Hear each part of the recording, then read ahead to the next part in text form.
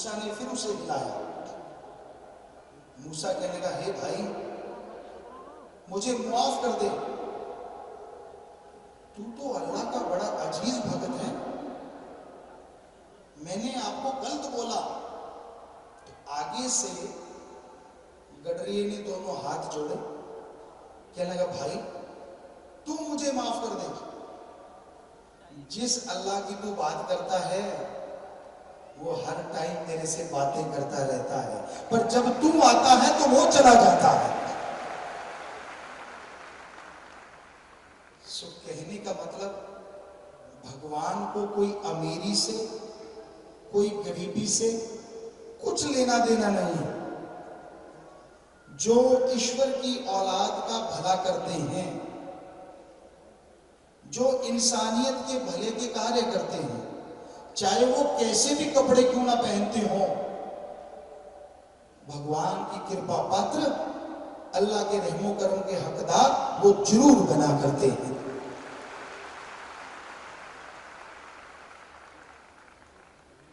एक बात है रूहानियत में, अगर पकड़ो तो, जो आप अपने में देखते हो वो चला जाता है, और जो दूसरों में देखते हो वो आपके अंदर आ जाता है। यानी अपने अंदर देख के खुश होते हो वो चला जाता है, और दूसरे का देखते हो वो चला आता है, आपके अंदर आ जाता है। तो इसलिए अपने अंदर के अवगुण देखा करो ताकि चले जाएं, और दूसरों के गुण देखा करो ताकि आपके अंदर आ जाए। पर ऐसा तो होता ही नहीं। हर इंसान अपने गुणगान गाता है, मैं ये हूं, मैं वो हूं, मैं ये कर सकता हूं, मेरे में ये है।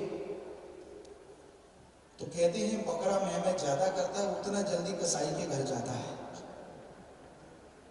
जितना आदमी की खुदी ज्यादा बढ़ती चली जाती है उतनी अल्लाह राम से दूर होता चला जाता है। जो झुकते हैं फल उन्हीं पेड़ों को लगा करता है, जो तने रहते हैं फल उनमें कम ही आता है।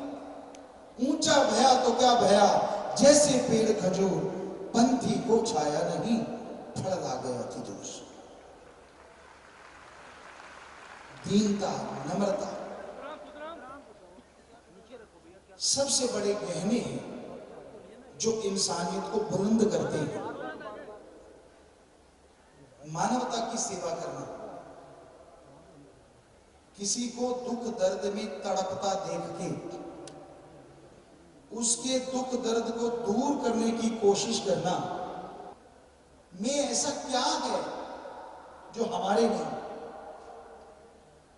हमने कहा हमने हमारी संस्कृति का ABC यानी ए बता दिया तो आपका ए से जेड तक कहीं नहीं मिलेगा। कहेंगे ऐसा क्या है? तो आप लोग भी सुनिएगा जिन्होंने कभी हमारी संस्कृति को पढ़ा नहीं या माना नहीं। हमने उनसे कहा जब हम छोटे होते हैं बिस्तर में अगर पेशाब कर दें, सर्दी का मौसम हो, हमारी मां हमें उठा के सूखी जगह लेटा देती है और गिल्ली जगह खुद लेट जाती है।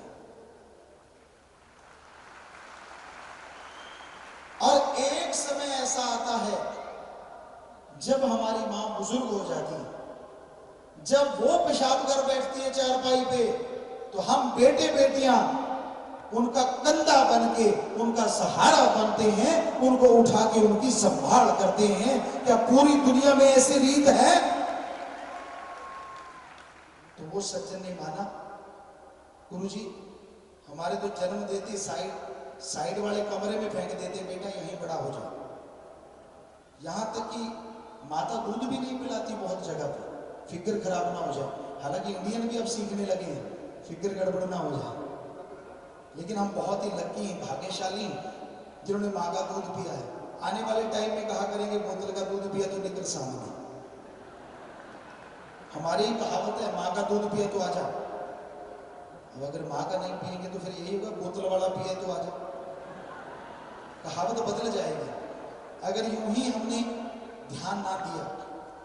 ये भारत एक ऐसा देश है, यहां से पूरी दुनिया ने शिक्षा ली है। जब हम 1990 में पवित्र वेदों पे रिसर्च कर रहे थे, 15-15 घंटे मेडिटेशन में बैठते थे। पहले हम प्लेयर थे, 30 नेशनल गेम खेले हुए थे, लेकिन गुरुजी ने बोला मेडिटेशन करो, धर्मों पे रिसर्च करो। तो सबसे पहले हमने पुरातन धर्म मान के पवित्र वेदों पे रिसर्च किया और फिर दूसरे धर्मों को पढ़ते गए। और हमारी हैरानी की कोई हद नहीं रही जब बाकी धर्मों में भी सेम पवित्र वेदों का मटेरियल हमें पढ़ने को मिला, सुनने को मिला। सेम, भाषा चेंज हो गई, बाकी कुछ कुछ अलग हुआ, लेकिन सब कुछ वैसा ही था। ऐसा लगा जैसे समुद्र से नदियां निकली हो। तो आप पढ़ के देख लीजिए, बहुत बड़ी साइंस है हमारे वेद। हमारे वेदों में संतों ने जो लिखा है वो महासाइंस है। हमारे पवित्र वेदों में आता है, जब धरती बनी एक नहीं थी, सैकड़ों धरतियां बनी। बैक्टीरिया, कीटाणु और जीवाणु होते हैं। सूरज की रोशनी में वो दबे रहते हैं, रात के अंधकार में वो कई गुना बढ़ जाते हैं। ये हजारों साल पहले लिखा हुआ है। लाखों चंद्रमा, लाखों सूरज, ये एक ही धरती नहीं, यहां जिंदगी है, सैकड़ों जगह और जिंदगी है। तो साइंस 1850 में मानती है बैक्टीरिया होते हैं, 1892 में मानती है वायरस होते हैं, जबकि पवित्र वेदों में हजारों साल पहले लिखा कीटाणु और जीवाणु होते हैं, अति सूक्ष्म जीव होते हैं। भाषा बदल गई, लेकिन उनमें जो लिखा हुआ है वो आज भी है। और यहां सच्चा सौदा आश्रम, यहां आप निगाह मारेंगे, जैसे अभी आपको बताया था 677 एकड़ में सासंगत बैठी हुई है। आपको पता नहीं चलेगा कितने हिंदू, मुस्लिम, सिख, ईसाई यहां बैठे हुए हैं। ये सब शिक्षा जो दी है शास्त्रनाम जी महाराज ने, जिनका आज अवतार दिन है, जन्मदिन है, उन्होंने ये शिक्षा दी। यहां 4 लोग बैठे हैं। एक कह रहा है अल्लाह तेरा शुक्र है, पास वाला कहता हाँ यार राम का ही शुक्र है। वरना दुनिया में कोई मस्जिद में जाके राम राम नहीं गा सकता, कोई मस्जिद में जाके राम राम नहीं गा सकता, कोई मंदिर में आके अल्लाहू नहीं बुला सकता। तो कोई गुरुद्वारे में जाके गॉड गॉड नहीं गा सकता। इसी तरह हर जगह पे एक कायदा है, एक कानून है। लेकिन यहां आज जो करोड़ों में लोग आए बैठे हैं, इनको पता है अल्लाह भी मेरा है, राम भी मेरा है, गॉड भी मेरा है, वाहिगुरु भी मेरा है।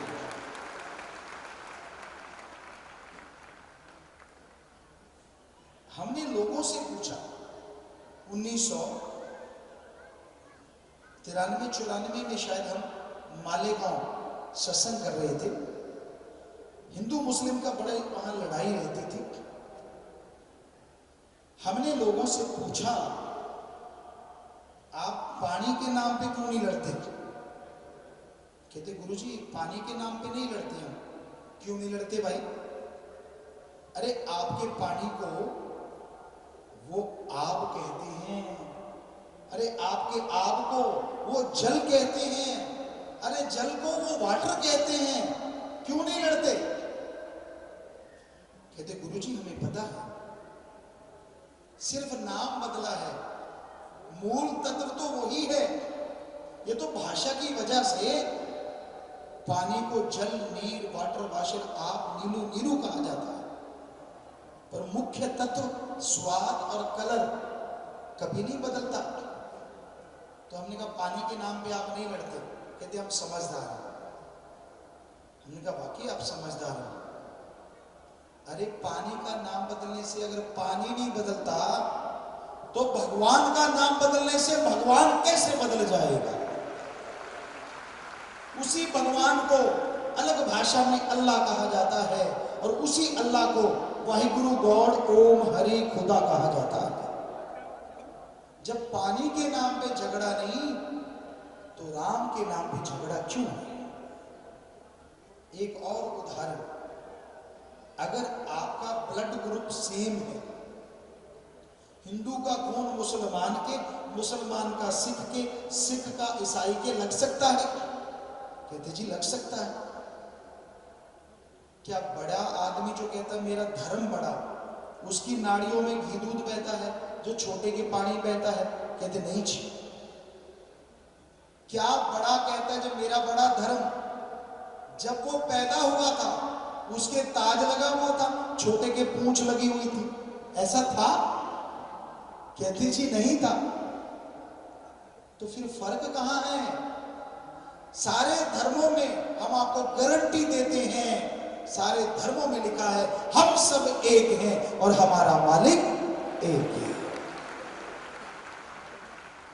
हमारे हिंदू धर्म में लिखा है ब्रह्मा जी के पुत्र संभयमनु, औरत शतरूपा की औलाद, हमारी जात मनुष्यता। हमारे इस्लाम धर्म में लिखा है आदम और हव्वा की औलाद, हमारी जात आदमियत। हमारे सिख धर्म में लिखा है मानस की जात सब है, एक को पहचान हो। और यही बात ईसाई धर्म में लिखी है कि humanity, our caste and God is one. इंसानियत हमारी जात है, गॉड एक है। तो धर्मों में तो गलत नहीं लिखा, फिर आप किसी धर्म को गलत नहीं कह सकते। एक शेर आपको सुनाते हैं, पेड़ फलों से भरा, पेड़ फलों से भरा, फल एक गड़ा, गड़ा फल है, गड़ा पेड़ कहे ना कोई। बुराई कर इंसान बुरा हुआ, सारा धर्म बुरा ना हो, सारा धर्म बुरा ना हो।